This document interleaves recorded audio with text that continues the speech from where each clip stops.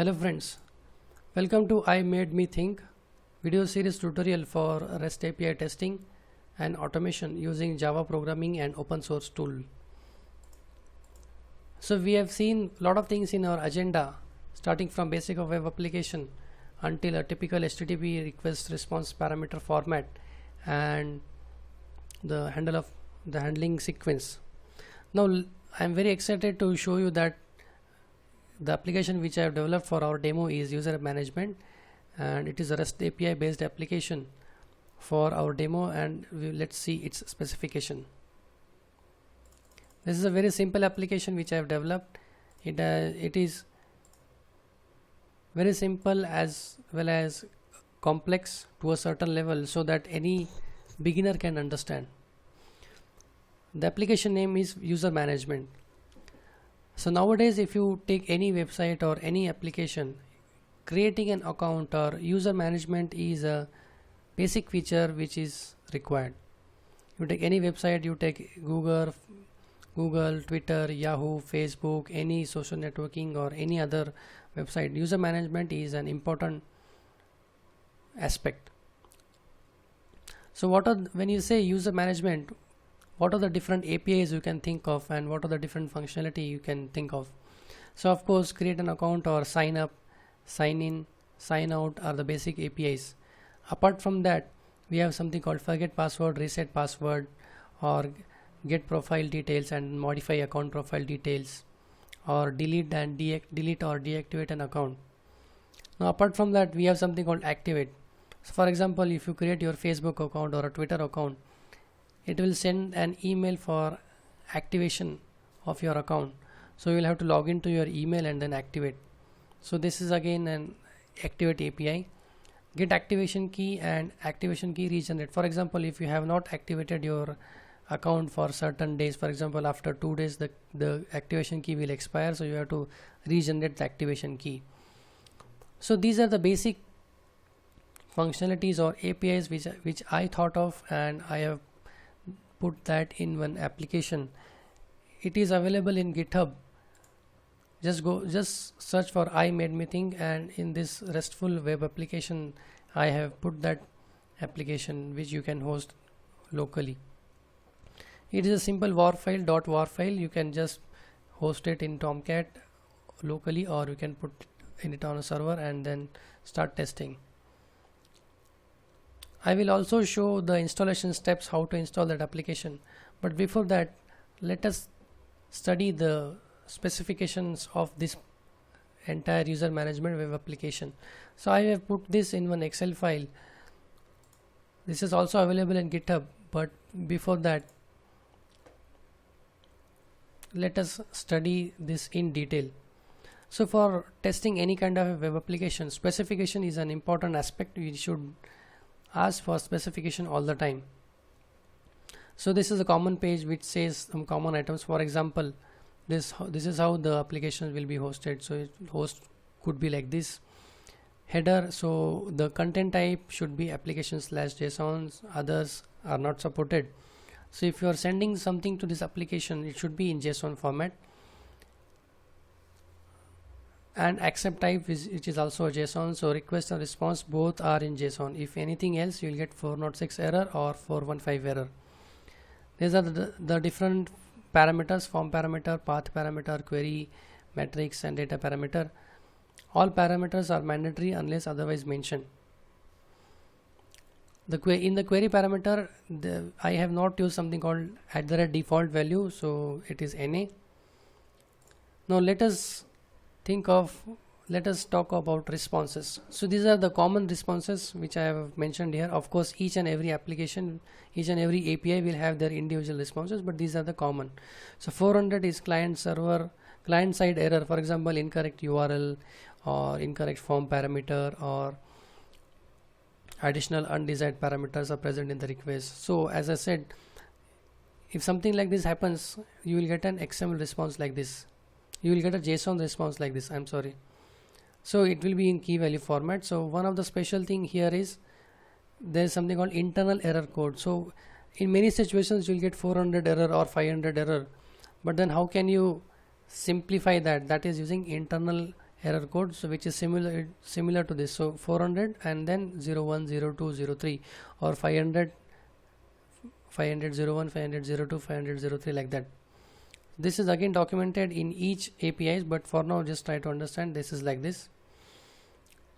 500 is a blanket response for any unidentified condition or internal server error. For example, database size is full, or database is under maintenance, or Tomcat is down, anything like this. So anything which is server side, it will be captured in 500. For any unimplemented method, you will get this internal error code and this entire response. 503 is server under maintenance, or any dependent internal application is down for maintenance, database is down for maintenance, etc. Success response, so 200 is typically the success response, but it is again response is explained in individual method. So this is about common. So let's talk of individual APIs. So sign up get request and sign up post request. So this is little weird, but let me give you an example. Let's say you go to any website, so you land on a landing page. For example, this is a Dropbox, so you will see this page. Now if you want to create an account, you directly do not create an account, you directly do not actually create an account. So what you do is, when you click here, you will end up on this page. So basically what you are doing is, you are doing a get to get this form, and you fill this form, and when you hit this, it will be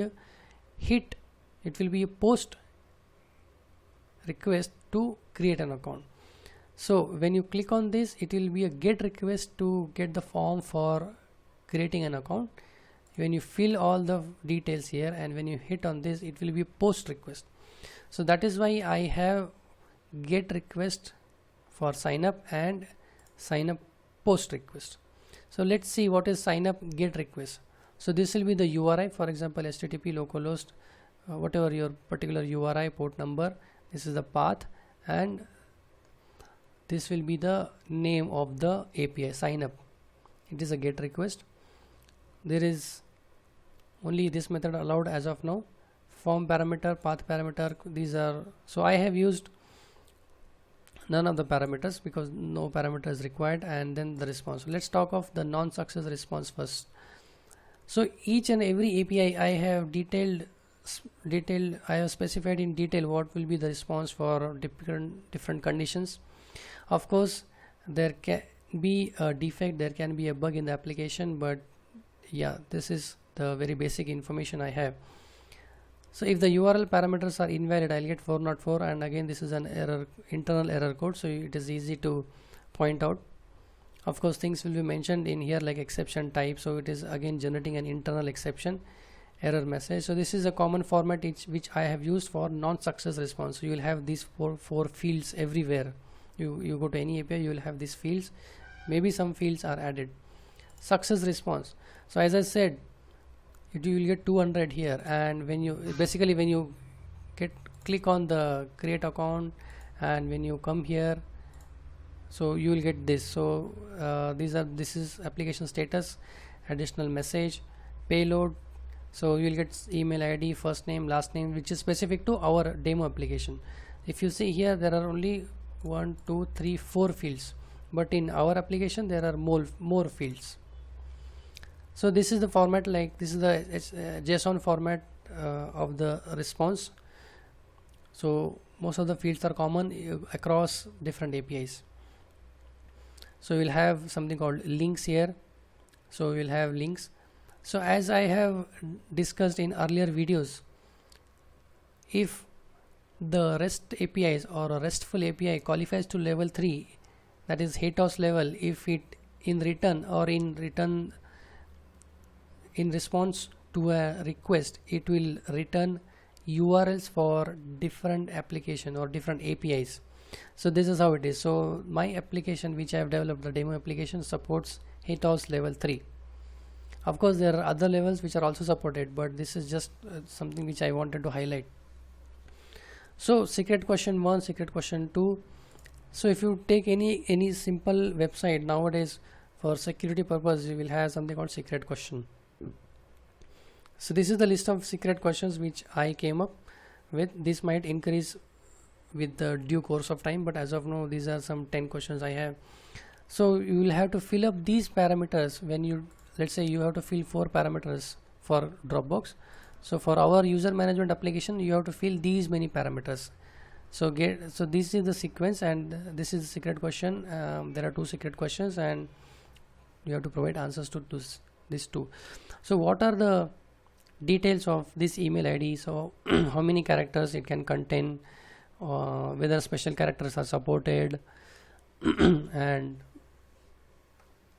what will be the say for example gender. So it is what will be its format? Is it a string or just an integer? So I have explained this in detail in individual APIs. Now let's talk of sign up post. So this will be the URL. Again, it is a sign up URL. It will be a post request. So I have supported only form parameters are here and I have not supported path, query, metrics parameters. Now if you take to justify this, if you look at this is a form. So if you go to any website and create an account, basically you will get a form. You will have to fill up the form and some secret questions and some captcha and many things, and then hit on submit or create account. So this is the form parameter. So this is a form parameter. So what are the different parameters? For example, sign up email ID, password, first name, last name, gender, question, secret question, and secret answer. So this is something which you will get from the GET request here. So sign up GET request is sign up GET request, and you'll get these parameters. So these are the one which I have used it here. So these are the one. So these are specifications. For example, sign up email ID, it should be 9 to 12 alphanumeric character. It should end with .com. Let's now restrict it to .com. Overall, no special characters allowed, no white space except this character, which is basically an email ID or @ symbol.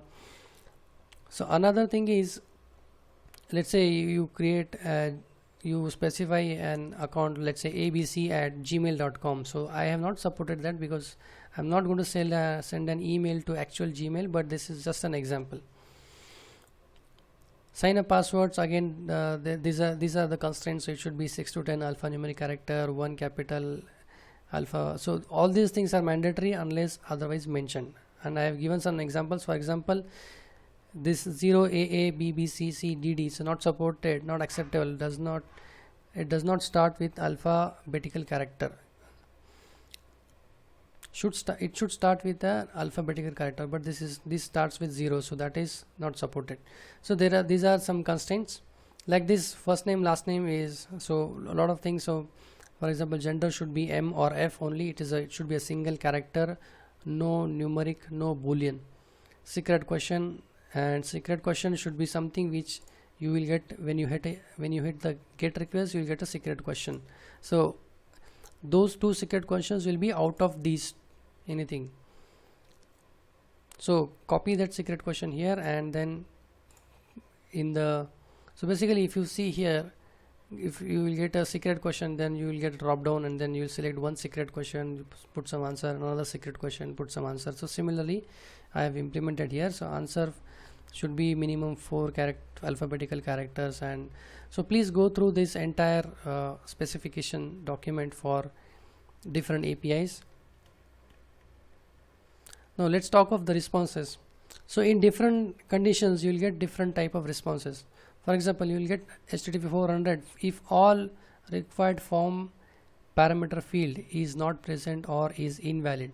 For example, in your request to create an account using API, say these 4 fields are mandatory. So by mistake, if you have not included this particular field, or if you have specified the field but it is invalid, so you will get this response again. So different type of response. So this is also 400, this is also 400, but the internal error code is different, so you can easily identify which type of error you got. So if mandatory parameters is null or not present or empty, mandatory parameter is not as per specification. If the user already exists, then it's a duplicate request, so you'll get 409, that is conflict. So success response, so in the success response, again as I said, you'll get the URLs. So it supports HATOS, so it supports level 3 of RESTful APIs, and you'll get then XML form, the JSON format. So these are the common fields. You'll have activity status, additional message, payload, links. Things will be more clear when we do an actual hands-on using different open source automation tools or using Java programming. Get activation key. So for some reason, if you want to get the activation key, this is an API, and of course these are the response request parameters and stuff like that. Activation key regenerate, as I said, if it has expired, so the timeout period is 10 minutes. After that it will expire.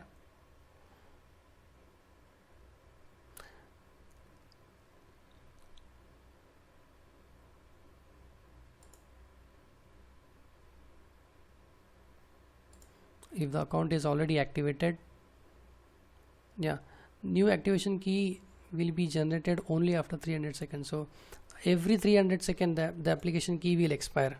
So if you have not activated your account within 300 seconds, it will expire.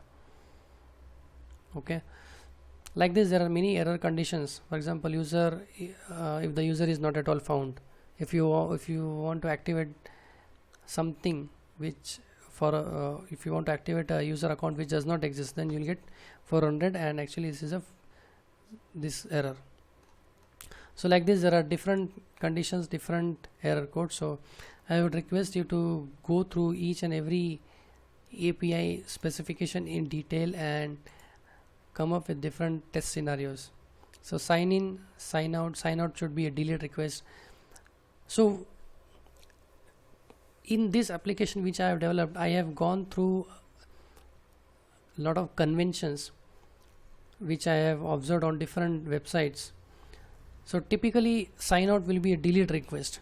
Some places I have seen sign out will be a post request, but I have developed it using delete request. Get session key, get current account profile, modify account profile, delete an account, delete basic account, forget password, and so get documentation. So if you want to get this XML, this Excel file is also available as an API. So just hit this URL, this particular API. Get documentation is an API which will basically it will be a pop-up. When you hit this, it will give you a pop-up to download that Excel file. Okay.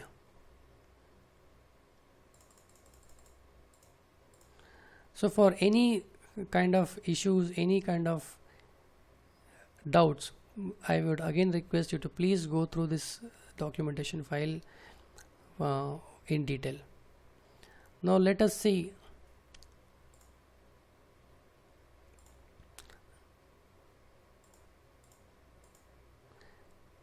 DEM application or setups. As I have said, it is available in GitHub, so just download the .war file from GitHub.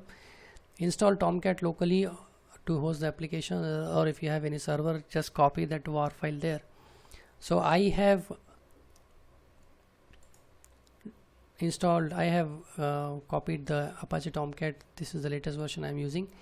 So unzip the zip file. You can find some tutorial how to install a Apache Tomcat, and just unzip the file, go to bin folder and run this startup.batch file. So this will run your Apache Tomcat. So this is where my local Apache Tomcat is running.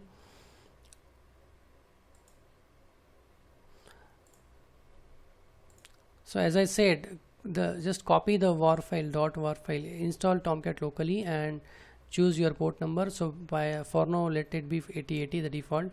Copy the .war file in appropriate folder and run the application of Tomcat.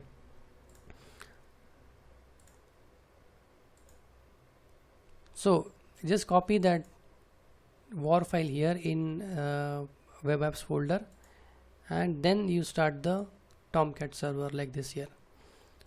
So how to test whether it is installed and it is running? So just invoke the get documentation API to check if web application is working as expected.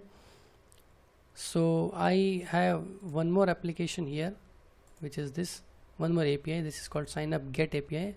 So basically using browser you can hit the get request. So when I hit this, I will get the response in JSON format. So this is the JSON format. If you see curly braces and key value pair, this looks weird, but this is the typical JSON format. We will see how to parse those request response and stuff like that.